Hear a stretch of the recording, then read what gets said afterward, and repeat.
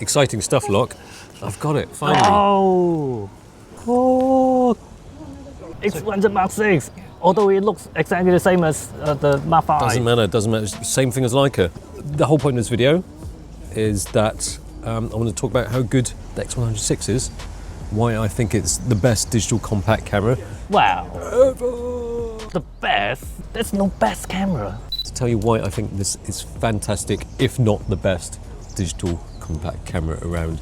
I'll also give some reasons why you might want to hold off adding this to your cart despite what I said in my initial hands-on video. I don't think I've ever said it, but if you think you might like this camera, just go ahead and buy it. I mean, they say that the supply of this one is going to be a bit better. They've ramped up production. But let's face it, a lot of people can buy it. And oh yes, they have. If you're thinking about buying one now, you probably have to wait for one. But is it really worth waiting for? Or are there actual alternatives? Well, it depends on what kind of compact camera you're looking for, really. What is your most favoritist, I didn't say best, film compact camera? I have the Contax T3 before. Well, the hipster. It's beautiful. And maybe the Ricoh 35 as well. The one we have in digital web before. Yeah, okay, why? They're small and they look good. Okay, any other features? Doesn't really matter. Well, I want to have some manual control. Yeah, okay, I mean, those weren't quite the answers I was hoping you'd say. But the Fujifilm X100 VI has basically all of that, plus the answers I was hoping you would say. Those film compact cameras, they managed to fit an actual optical viewfinder in it. Yeah. Fujifilm's X100 VI is the only compact camera to have an optical finder, and it's a superb info-filled parallax corrected one. This is the main selling point, and if you're not completely sold by it, you should look elsewhere. Look at the Ricoh GR, which I've handily got here as well. Oh. Slick. This guy is slick. The Film GR had a viewfinder. Yeah. And it's full frame, obviously. Yeah. This is APS-C, and they still can't fit an optical viewfinder. Yeah. I think this is very important in a compact camera. I mean, okay, you can have electronic viewfinders as well, but still, this makes it something special, isn't it? This is great. Yeah. This is great. Because the viewfinder, like I mentioned in my own review, check it out. Yeah. The viewfinder, you just feel so much more connect. I've always preferred optical finders. It's because you see the world in the way your eyes actually see it. You feel connected, not looking at some sort of mini peephole CCTV vision of the world. And there's really no other camera like that. Not even with the Q3. They've got an EVF, but it's too clinical. The other would be Leica M, which I have got. but not really that compact. Okay. Actually similar size. Okay. The Leica M is amazing for having a full frame sensor in this size of a body, but with a rangefinder manual focus system, it's a different kettle of fish. Enough to not be comparable with the X100 VI. The X100 VI is not all that compact, is it? Compared to that to the GR. And the Q3, which handily I've got here as well. It looks bigger. It's huge, isn't it? Well, because of lens as well. You just need to figure out how pocket-friendly you want your compact camera. The Q3 is the least pocket-friendly in terms of size and price. The X100 VI fits a larger jacket pocket, and the GR3 is just the best for all kinds of pockets. That's the reason. I mean, I didn't bought this. All my cameras are given. But then it was around the time I was thinking like maybe I should just get a GR for this size, especially I borrowed one from Fujifilm for my holiday. And I think I'm not going to carry this at home. I mean, in my hometown. I mean, I was going to say, you carry it inside. Oh, I'm just going to the toilet. You have to think about taking this with you, rather than this like, it's still in my bag, I don't even notice. Yeah. So that's around the time I thought, this is cheaper. Okay. Small. It's cheaper, you got it for free. Well, at that time I thought I'm going to buy it. Okay.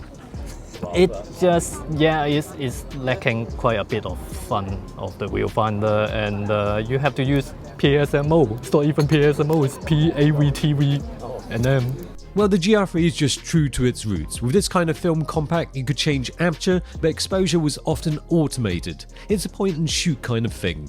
The X100 VI is more like Canonet QL17 or Konica Hexa AF. Bigger finder, manual exposure in a slightly bigger body. But the great thing with the X100 VI is that you can use manual exposure or you can shoot in a point and shoot style. If you want the fun of the dials and the optical finder, then there's no other choice. Yeah. But interestingly, somebody's asked me, they actually emailed me asking me, is there a cheaper alternative to the X100 VI?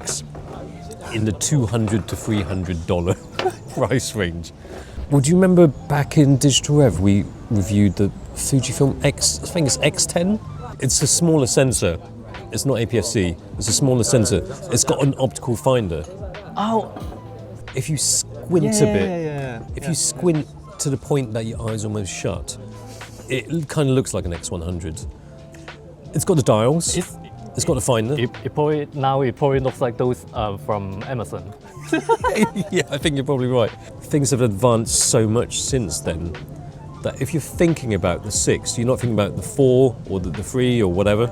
An alternative to the 6, you're not going to find it at $200, $300. Not 200, 300. Another reason for this being the best digital compact camera is that the focusing.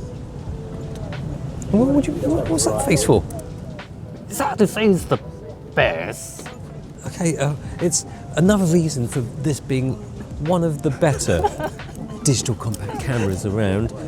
It's the better autofocusing system. We've tried a Ricoh GR. We've both got Ricoh GR, the latest ones. You've got the X, is it?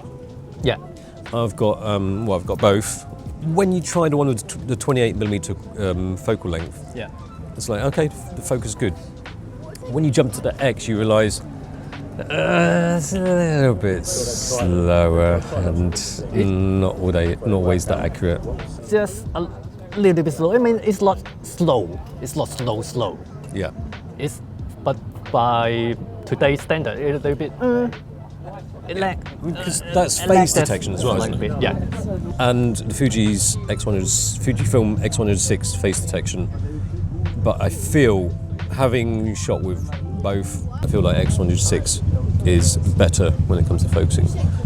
And we slightly better. I mean, it's still not as good as still some not other. perfect. Yeah, by today's standard. I mean, it's already really good. It's just by today's standard. Yeah, I mean, it's not a Sony, but when we look at the competitors, we've got the GR, or we've got this £6,000 Q3, which has got a Panasonic autofocusing system. Is that something you would like to hear about your £6,000 camera? It's got a Panasonic autofocusing system. But I think the Q3 might be a little bit better than X100 VI, but Oh, really? yeah. Yeah, Panasonic AF.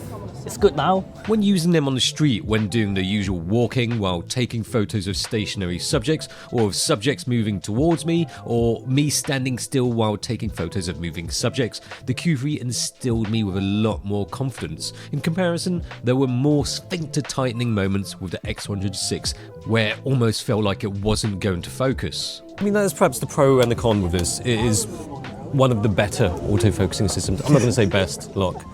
It's as good as you'll get for a digital compact camera, isn't it? On the flip side of that, one of the cons with the X100 VI is that the focusing, okay, you've got face detection, subject detection, not for optical viewfinder. Yeah.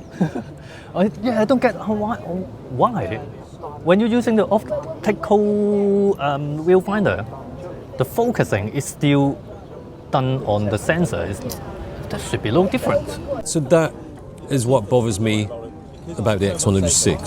But still, I think the X100 VI has just struck a fine balance. Because the GR, you've either got 28 or you've got 40. 28, not everybody can deal with that. And you haven't got too many megapixels where you can just think, I'll just crop it. This is, well, you've got 40 megapixels for a start. So that is a good balance between, oh no, there's too many megapixels, or there's not enough megapixels. 40 is just right.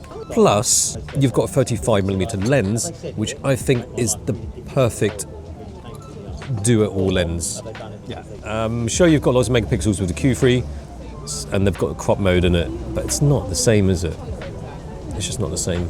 You can use the 35mm equivalent crop of the Q3, but that will bring it down to 39 megapixel shot, less than the 40 megapixels of the X100 VI. They've just picked the right amount of fancy pretentiousness. It's not too showy, but you can make it showy. Look, I've got some cool things to pimp it up. So what's the first thing that people do? They'll probably put one of these on. Isn't it a soft shutter release? Oh, Do you know? red dot. Yeah. Do you get why people use that? Well, I don't think know. it's it. I don't know. I never tried. I never tried what's it like. Just like the original. What's the fuss about it? It's just something you can buy. Yeah, to customize, to make it look different to everybody else's X100 VI. I mean, I've been that phrase that when I get something new, accessories. Yeah, I get it. Yeah, and I think it's fine to some extent, but sometimes you have to think: is there functional purpose? Especially as they're cameras at the end of the day, they're for functional purposes. But it's all right to make it kind of look good. Here's another thing that you probably don't get as well. They're both from Small Rig, by the way. Thumbs up grip. Thumbs up grip. So we've got in black and silver, obviously. But this is probably quite useful because more useful, isn't it? It is kind of slippery. Yeah. Because with the weight and I mean it's not heavy, but it's still a bit of weight. I mean that's another thing with the X100 VI or X100 in general is that the grip is a little bit slippery. But we can sort that out. Oh. We've got a grip. Oh, you get a not even very small camera, and then you make it bigger and bigger. Whoa! Now it's becoming like one of those Osmo Pocket video about what kind of accessory you can get because it's so small. Oh, it's so small, but you can add this and that and a grip and then become that big. Get an Expo 2 then, or 3. No, they're still ugly. If you like functional accessories, I've got another one. There's this from Nisi, it's sponsored by Nisi, which you can see on the camera right here. Not only does it look cool, but it's also useful. What is it? Well, you've got this hood right here, but it's also a UV filter, which you just add on to the front of the camera. I mean, you add on to the front of the lens. As standard, it's like that. Can't add filters on because there's no filter thread. But Fuji have got this little ring here. Nisi, add it onto the front. So Nisi UV filter just screws on like that. UV filter, but it's also got a thread here for adding any other filters that you need. It's 49mm filter thread. And then you can put a hood on, which is a square hood, which I think always looks a bit cooler than the round hoods. The Fuji's hood is round, which I think gives it a sort of Leica-ish vibe. Does it encroach into the viewfinder? Just a little bit, but it's not too bad. I mean, with the Fuji hood, it would encroach a bit into the frame anyway, but it looks very cool. And you can still put the filter in with the hood on, which is useful. I mean, it does have ND filters in the X100 VI, but if you're doing video, which you might do because it's got stabilization now, it's quite handy to have. But then you've got Nisi's cap. It's metal, which is a very nice touch, especially as the standard X100 cap is metal. It's nice that this is metal as well, and it's all kind of colour matching. But if you take the hood off, you can still attach Fuji's standard cap on. So when Fujifilm talk about weather sealing with the camera, you have to put a special ring and adapter on it to make it weather sealed. So with the standard ring, it's not weather sealed. Or you could just put Nisi's UV filter on it, which does the same thing, weather sealed.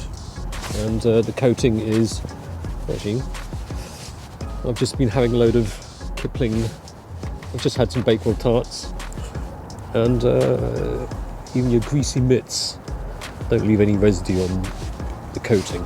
So with the X100 VI autofocusing, it does go in and out a bit, so it's important that even with this on, it still allows enough room for focusing.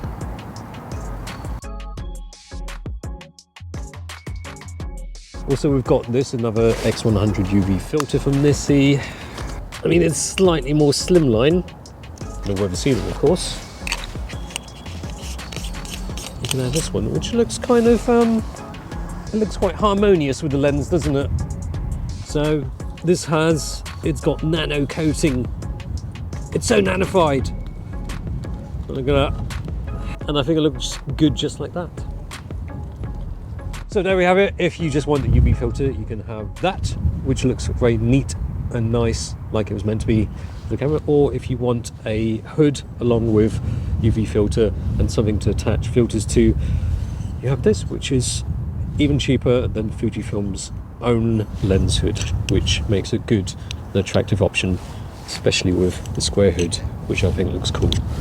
There we are. It's a trendy camera, which means there's tons of accessories out there to jump on this hype train. Here's some ideas to jazz up your X100 VI. Leather cases and leather straps that look just about right on a retro-styled camera like this. For those wishing they were a secret agent, why not go for a pistol grip, although I wouldn't recommend pointing at a cop or in an airport or on a plane, just in case people get the wrong idea. What else? How about a cage? Which neatly brings me to my next point. Who do video with this camera? Well, you can now, and that's the thing. That's another good reason for the X100 VI, is that I can feel it, stabilization. It's good for video. I got the video back from when we were shooting in Chinatown. I thought actually it looks potentially a little bit shaky, but after owning this now, I find this really good. I don't know if it's like a different copy or what. It's much better. Really? Even while walking? Don't walk then. Saying that, it's probably better than Sony cameras when it comes to stabilizing walking shots. You won't get that with the Ricoh GR. No. I don't even bother. I don't know. Maybe it's good. I don't know. It's not good. It's something like 1080 as well. Rolling shutter's really bad on the Q3. Oh. Yeah. This is why I've gone all out. I've decided to sell the C70 because I think I can get away with just filming the A-rolls on the phone or DJI. And with this, I'll get the B-rolls as well as taking some holiday snaps with my kids and stuff like that. The X100 VI is my camera that will take video when I'm not expecting to take video, but I want better than iPhone quality video camera. Well, it's a fact that you can take some good video. Yeah.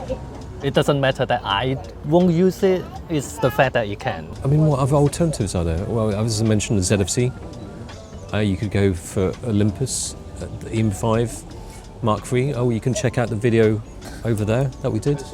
OM system, by the way. Yeah. Or, look, if you want compact cameras, this is a compact camera that is dedicated to taking video. Mm-hmm. Would you buy it? No, probably not. Would I buy this again? No, I wouldn't buy it again. It's one of those silly purchases where I thought, yeah, it sounds good. Have I used it?